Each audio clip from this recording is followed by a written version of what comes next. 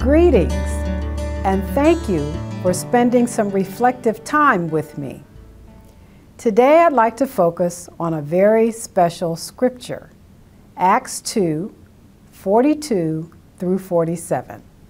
They devoted themselves to the apostles' teaching and fellowship, to the breaking of bread and the prayers. Awe came upon everyone because many wonders and signs were being done by the apostles. All who believed were together and had all things in common. They would sell their possessions and goods and distribute the proceeds to all as any had need. Day by day, as they spent much time together in the temple, they broke bread at home and ate their food with glad and generous hearts, praising God and having the goodwill of all the people. And day by day, the Lord added to their number those who were being saved. It was quite a time in the life of the new believers. The assembled church was amazed at all of the new things going on. According to accounts in the book of Acts, there were signs and wonders that the disciples were doing.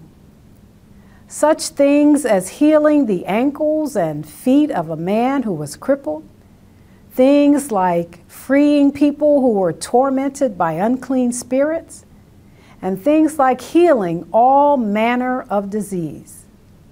It was things that the people had never seen before, and evidence that a power was at work in their midst that could do what science and medicine couldn't do. It was no wonder that they were in awe. What happened between then and now? Many of our congregations are not experiencing the awe of the Christians of the first church. Is it just because the apostles are no longer living? I believe that one of the reasons we may not see signs and wonders today is that we don't look for them. What we give our attention and energy to grows. What would happen if we give more attention and energy to looking for signs and wonders? What if that was our expectation today?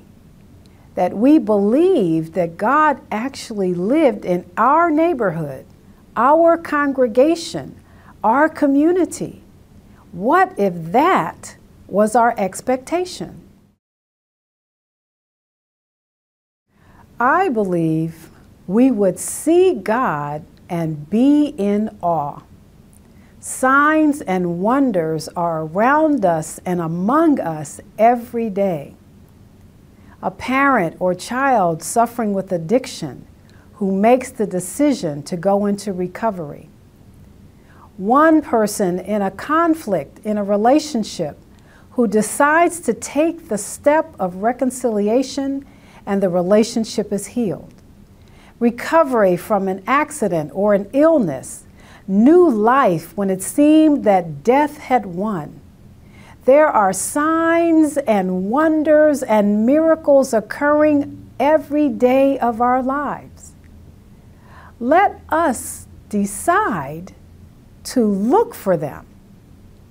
And when we find them, tell somebody.